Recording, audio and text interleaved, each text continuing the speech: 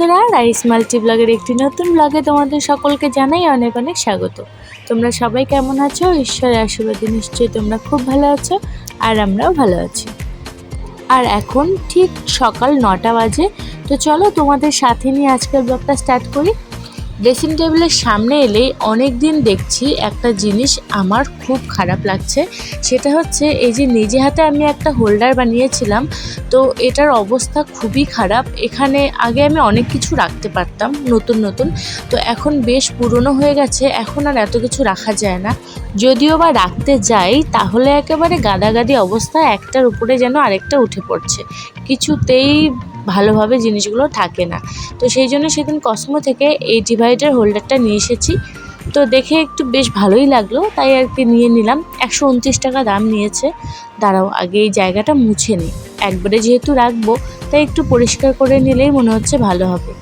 আর অনেক দিন ধরে এই ড্রেসিং টেবিলটা ভালো করে পরিষ্কার করাও হচ্ছে না। যাই হোক, এই জায়গাটা আপাতত ভালোভাবে পরিষ্কার হয়ে গেল। আর এই হোল্ডারটার পিছনে দেখো হোল্ড পিন করা আছে, মানে হোল্ড করে রাখার জন্য পিন করা আছে, কিন্তু আমি আর হোল্ড করে রাখছি না। আমার মনে হচ্ছে যে ড্রেসিং টেবিলে রাখলেই আমার সুবিধা হবে, তাই এখানেই রাখলাম। চলো এবার এক এক করে জিনিসগুলোকে আলাদা আলাদা করে গুছিয়ে নিই।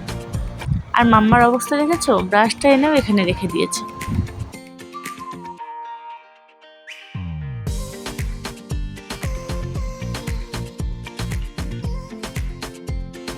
এবার সব কিছু আলাদা আলাদা করে রেখে দিলাম, এবার আর খুঁজতে কোনো অসুবিধা হবে না।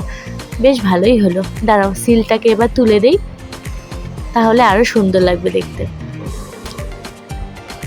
আর সামনেটা যেহেতু অনেকটা জায়গা আছে, ভাবছি কিছু একটা রাখবো। তারপরে মনে হলো এই ছোট্ট বনসাইটা রেখে দিই সামনে। কেমন লাগছে? আমার তো বেশ ভালো লাগছে, তোমাদের কেমন লাগছে অবশ্যই জানাবে। তারপরে আরেকটু ঘর গোছানোর বাকি ছিল, গুছিয়ে চলে এলাম রান্নাঘরে। তাড়াতাড়ি রান্নাটা বসালাম, কারণ রান্নাবান্না শেষ করে খাওয়া দাওয়া কমপ্লিট করে আমাকে যেতে হবে রিসেপশন ব্রাইড সাজাতে। তো ঝটাপট রান্নাটা সেই জন্য করে নিচ্ছি। আর অনেক দিন ধরেই শুটকি মাছ দিয়ে কচু শাক খেতে ইচ্ছে করছিল। জানি মা বাবা একটু নাক সিটকবে, তো তাহলেও আর কি করছি, করলে আবার খাবে, কিন্তু খেতে চায় না সেরকম। তো আমি যখন করি তখন আবার যেহেতু জানে আমি ভালোবাসি, তাই আর কিছু বলে না। কচু শাকটা নামিয়ে নিয়ে এবার পাট শাক করবো। পাট শাকের জন্য পেঁয়াজটা একটু ভেজে নিলাম লাল লাল করে, এরপরে দিয়ে দিলাম থেতো করে রাখা রসুন। এবার রসুনটাকে ভালো করে নেড়ে চেড়ে দিয়ে দিলাম দুটো লঙ্কা, দুটোই লঙ্কা দিলাম, বেশি ঝাল দেব না। আর এরপর দিয়ে দিলাম কুচনো শাক। কুচনো বলতে ভুল হবে, আমার এটা একদমই কুচনো হয় না, যতই ভাবি একদম কুচি কুচি করে কাটবো, কিন্তু কিছুতেই পারি না জানো। সেই মাকে দেখি, কাকিয়াকে দেখি সুন্দর কুচিয়ে কাটে, কিন্তু আমি কিছুতেই পারি না। যাই হোক, ওইভাবেই করি। হয়ে গেছে শাকটা, এবার নামিয়ে নিলাম, একটু ঝোলঝোলি রাখলাম। আর এদিকে নিয়ে এসেছিল আর মাছ। এই আর মাছটা সর্ষে দিয়ে করব, আর মা হচ্ছে মাছটা ধুয়ে দিয়েছিল। তারপরে নুন হলুদ তেল একসাথে মেখে হচ্ছে আমি কড়াইয়ে দিয়ে দিয়েছিলাম, কারণ এই মাছগুলো খুব তেল ছেটে, তো সেই জন্য আর কি মাখার সময়, লবণ হলুদ মাখার সময় একটু তেল দিয়ে নিলে তারপরে আর সেটা ছেটে না, পাবদা হোক বা আর। তারপরেও জানো তো ভয় পাচ্ছিলাম, তাই আর কি আমি একটা ঢাকা দিয়ে দিয়েছিলাম। তারপরে ঢাকা তুলে মাছটা নামিয়ে নিলাম। নিয়ে এবারে ঝোলটা যেহেতু আমি সর্ষে দিয়ে করব, তাতে যদি একটু পেঁয়াজ বাটা আর আলু কেটে দেওয়া যায় তাহলে কিন্তু মন্দ হয় না, বেশ ভালো লাগে খেতে। ঝটাপট রান্নাটা করে নিচ্ছি, যাবো তো আবার সাজাতে। কিন্তু জানো তো, এবার আমি প্রথমবার অন্য কাউকে সাজাবো। মানে আগে আমি বাড়িতেই সাজিয়েছি, বাড়ির মানুষদেরকেই সাজিয়েছি, কিন্তু অন্য কাউকে সাজাইনি।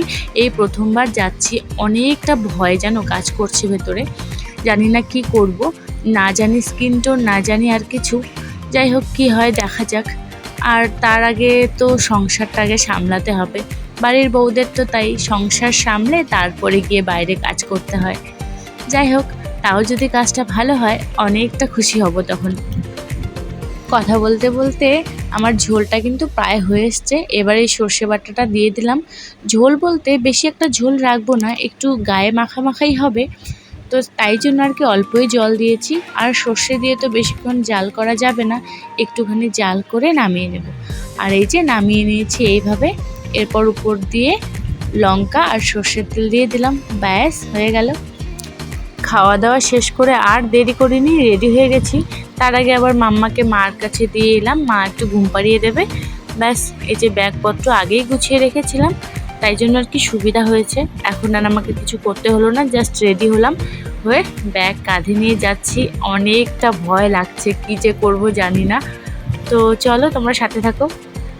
আমাদের বাড়ি থেকে খুব একটা দূরে না, একদমই কাছে। তো আমি একা আসিনি, বৃষ্টিকে সাথে করে নিয়ে এসেছি। আমি বললাম চল আমার সাথে, একা একা যেতে ভয় লাগছে। তো ও চলে এলো।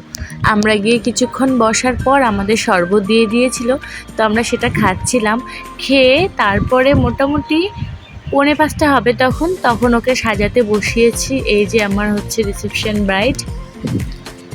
তো আগে মেকআপটাই আমি শুরু করে দিলাম, আগে আইব্রোটা করে নিয়েছি, তারপরে হচ্ছে আই মেকআপটা করছি। ওর শাড়ির কালারের ম্যাচ করে আর কি এটা করছিলাম আই মেকআপটা।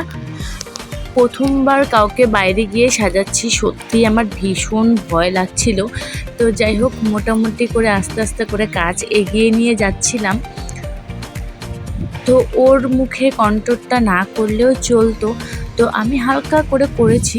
তারপরে এই যে প্রায় মেকআপ শেষের দিকে, এবারে কলকাটা করে নেব। ও আমাকে যেভাবে বলেছিল আমি ঠিক সেইভাবেই করার চেষ্টা করেছি।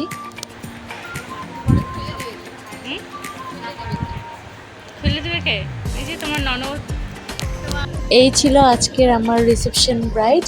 তো সাজানোটা কেমন হয়েছে তোমরা কিন্তু অবশ্যই কমেন্টে জানাবে। তোমরা যদি ভালো মন্দ যেমনই হোক সত্যি আমাকে জানাবে, তাহলে আমি বুঝতে পারবো যে আমি কতটা কাজ করতে পেরেছি কি পারি।